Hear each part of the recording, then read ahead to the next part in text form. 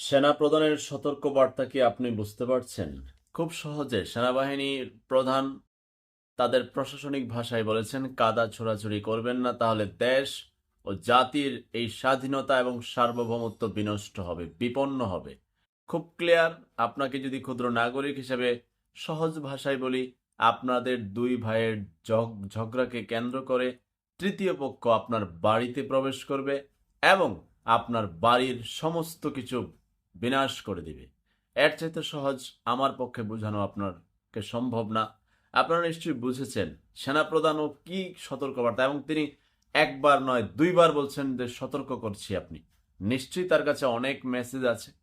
সুতরাং এই গণতন্ত্র এবং সংবিধানের সবক দিয়ে নির্বাচনের কথা বলে বলে বাড়াবাড়ি করে দুই পক্ষ, তিন পক্ষ, চার পক্ষ, আপনারা যেই নিজেদের ঐক্যকে নষ্ট